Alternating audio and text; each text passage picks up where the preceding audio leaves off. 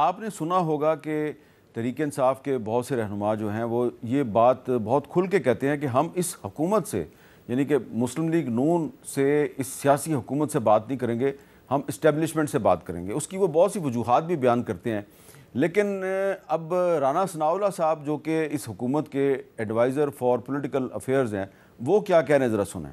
خان صاحب جو ہیں وہ اپنے خود دشمن ہیں۔ اسٹیبلشمنٹ کا سربراہ جو اس وقت ہے نا، وہ آنکھ مارنے والا بندہ نہیں ہے۔ یہ میں آپ کو آج پتے کی بات بتا رہا ہوں، نہ پچھلے 2 سال میں اور آگے ان کا ٹینیور ابھی 3 سال اور ہے، وہ بندہ آنکھ اونکھ نہیں مارے گا۔ سیدھی بات ہے، سیدھی بات اگر انہیں کرنی ہوئی تو ان کو ہمارے ساتھ ہی کرنی پڑے گی۔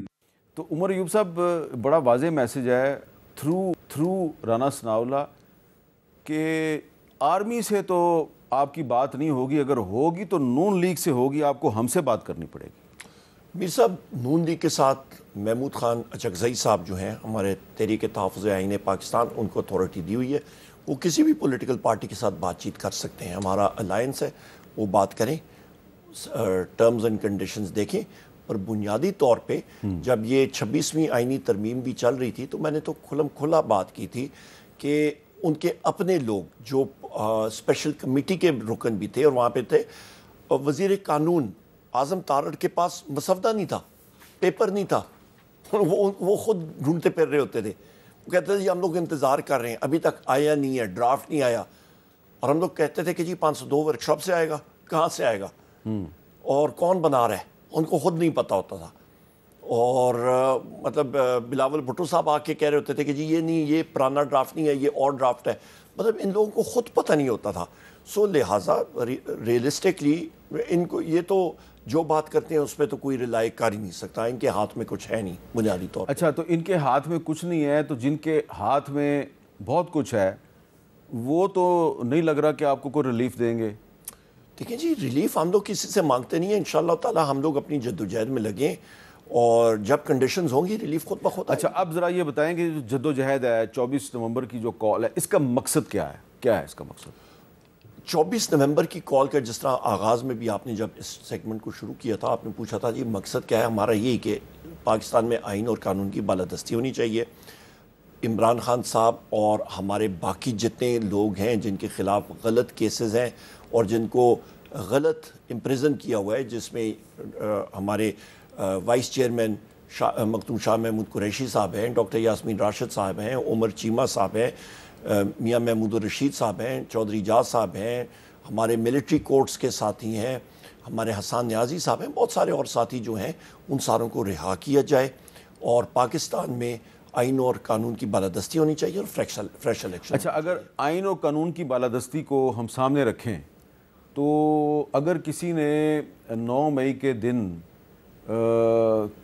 کسی وردی کو لہرایا ہو پبلکلی اور اس کی ویڈیو بھی موجود ہو اور اب وہ آدمی گرفتار ہے، تو اگر آپ کی حکومت ہوتی تو آپ کیا کرتے؟ دیکھیں جی، وزیر اعظم عمران خان صاحب نے بار کی ہے کہ وہ ویڈیو فوٹیج سامنے لائیں نا، 16 مارچ کی ہو، 9 مئی کے ہو، وہ ساری کی ساری ویڈیو فوٹیجز لائیں جو پوری انسنسرڈ ویڈیو فوٹیجز ہیں۔ وہاں پہ آپ کو معلوم ہے اس گاڑی کے بونٹ کے اوپر میں کھڑا تھا، میرے ساتھ مراد سعید صاحب تھے، زلفی بخاری صاحب تھے، اور جیسے ہی ہم لوگ یہاں پہ جوڈیشل کمپلیکس میں اندر انٹر بھی ہو رہے تھے، وہاں پہ شبلی فراز صاحب اور بیرسٹر گوھر صاحب آئے، انہوں نے کہا جی یہاں سے نکلیں، یہ ٹریپ ہے۔ پیچھے ہم لوگ ہٹے، اوپر سے پولیس اور رینجرز نے اور ایف سی والوں نے انہوں نے بغیر کسی اس کے پتھراؤ شروع کر دیا اور ٹیئر گیس چلیں۔ پولیس خود کبھی پتھراؤ کرتی ہے، مطلب بغیر کسی اس وجہ کے، اور ہم لوگ اندر جا رہے تھے کیونکہ وزیر اعظم عمران خان صاحب کو پیش کرنا تھا جج صاحب کے سامنے، پر نہیں، انہوں نے ٹریپ بنایا ہوا تھا، اور وہ حالات ہم لوگ کہتے ہیں جی اس کی ویڈیو فوٹیج دکھائیں۔ اچھا، اب یہ آپ کیسے ثابت کر سکتے ہیں کہ 9 مئی کو جو کچھ بھی ہوا وہ ایک ٹریپ تھا؟ وزیر اعظم عمران خان صاحب جیل کے اندر حراست میں، ہماری لیڈرشپ مختلف جگہوں میں تھی۔ آپ مجھے بتائیں، لاہور سے لبرٹی سے لوگ اٹھ کے آتے ہیں، یہاں پہ آپ کی چوکی پہ یا کہیں پہ بھی ہو سیکشن 144 لگ جاتا ہے وہاں۔ اچھا، آپ جیسی لبرٹی سے آتے ہیں اور جیل روڈ پہ آتے ہیں، وہاں پہ پولیس لائنز ہیں، وہاں پہ 2-3 ہزار پولیس کے لوگ ہوتے ہیں، تو وہاں پہ آ کے 50 آدمی کھڑا نہیں ہو سکتا تھا رائٹ گیئر میں۔ وہ کدھر تھے سارے لوگ؟ وہ نفری کدھر تھی؟ آپ کی کوئک ری ایکشن فورس کدھر تھی؟ وہ ملٹیپل بیریئرز وہاں پہ لگے ہوتے ہیں، اس دن سارے کے سارے کوئی چھٹی پہ چلے گئے؟ کہاں پہ چلے گئے؟ مطلب وہ ساری کی ساری چیزیں ہی آپ کی غائب ہو جاتی ہیں. آپ کا یا ایک موب آ رہا ہے جس طرح ہم جا رہا ہے اس کو آپ روک لیں, ورنہ تو آپ کا, ہم نے خود ٹیئر گیس شیلنگ کھائی ہے, کتنی بار کھائی ہے. جب ہم لوگ یہاں پہ آ رہے ہوتے ہیں تو وہ تو موٹر وے کھود کے رکھ دیتے ہیں, وہاں پہ تقریباً 12 ڈی پی اوز کھڑے ہو جاتے ہیں. تو لہٰذا یہ تو بات ہنسنے والی بات ہے نا جی کہ ان کے پاس تیاری نہیں تھی, ان کو معلوم ہے, خود ہی انہوں نے کنویکٹ کرنا تھا. مجھے یاد ہے کہ ایک گجرانوالہ کی عدالت میں پنجاب پولیس کے 2 اہلکار جو ہیں انہوں نے یہ باقاعدہ گواہی دی ہوئی ہے کہ ہمیں 7 مئی کو پتہ چل گیا تھا کہ 9 مئی کو کوئی بہت بڑا واقعہ ہونے والا ہے. تو اس گواہی کے مطابق ان کو 7 مئی کو پتہ تھا.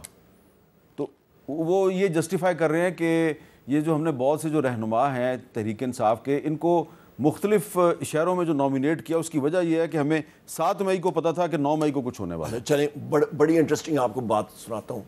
انہوں نے جناب والا جو پرچہ ہم پہ ہوا ہے اور جو خارج بھی ایک میاں والی کا ہوا تھا ATC سرگودا کا, اس پہ یہ تھا جناب کہ یہ آپ کا ادھر موٹر وے پہ آپ جاتے ہیں تو چکری انٹرچینج جو ریسٹ ایریا ہے وہاں پہ وزیر اعظم عمران خان صاحب کی گاڑی کھڑی تھی, اور اس بلٹ پروف گاڑی میں, تو اس پہ وہ پولیس کا بندہ جو ہے وہ اس گاڑی میں بیٹھ کے, تو جو لیڈرشپ تھی ساری, ابھی جتنی لیڈرشپ انہوں نے نامنیٹ کی ہے وہ اس گاڑی میں بیٹھ کے کنسپائر کر رہے تھے. ابھی لینڈ کروزر میں کتنے بندے پیچھے آ سکتے ہیں, بلٹ پروف میں پچھلے سیٹ پہ 3 ڈرائیور اور 1 پیسنجر, 5 بندوں سے زیادہ آپ کو معلوم ہے نہیں.